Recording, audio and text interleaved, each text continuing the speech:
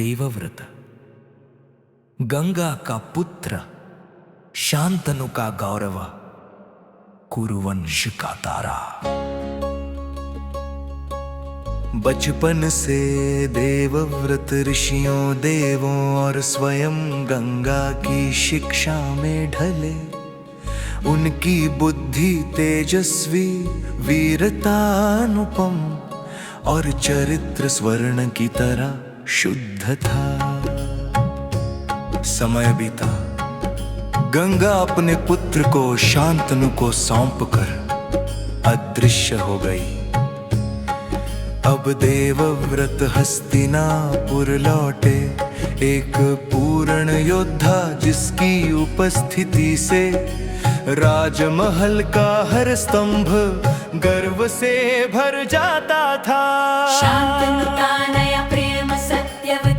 एक दिन शांतनु गंगा तट पर पहुँचे और वहाँ उन्हें मिली सत्यवती, नाविक कन्या जिसकी सुगंध योजनों तक फैली रहती थी। शांतनु का मन उसकी सरलता, पवित्रता और सौंदर्य पर आकर्षित हो गया। राजा ने विवाह का प्रस्ताव रखा, पर सत्यवती के पिता ने कहा, मेरी पुत्री का पुत्र ही सिंहासन का उत्तराधिकारी होगा। शांतनु मौन रह गए। वे अपने तेजस्वी पुत्र देवव्रत से सिंहासन छीन नहीं सकते थे। वह लौट आए पर मन भारी था, उनका चेहरा मुरझा गया और महल की दीवारों ने उनकी पीड़ा को महसूस किया।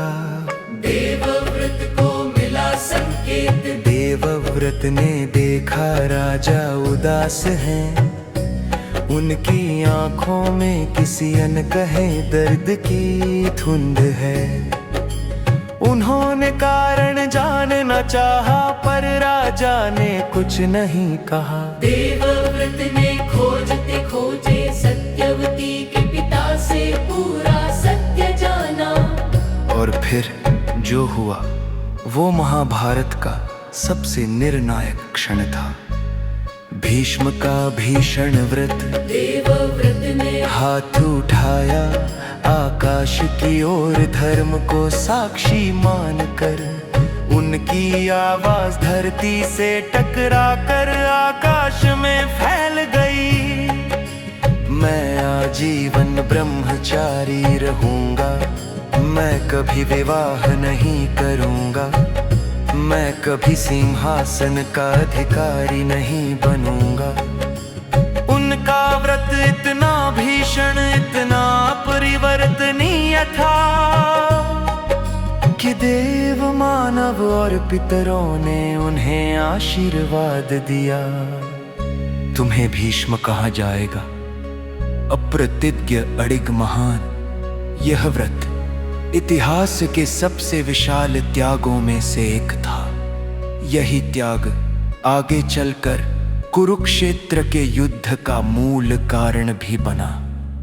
शांतनु ने देवव्रत को वरदान दिया, जब तक तुम स्वयं न चाहो मृत्यु तुम्हें छू नहीं सकती। और उसी दिन से देवव्रत बन गए भीष्म पितामह, धर्म के रक्षक, परिवार के आधार और इतिहास के सबसे महान पुरुषों में से एक। त्याग से बड़ा कोई व्रत नहीं और वचन से बड़ी कोई शक्ति नहीं।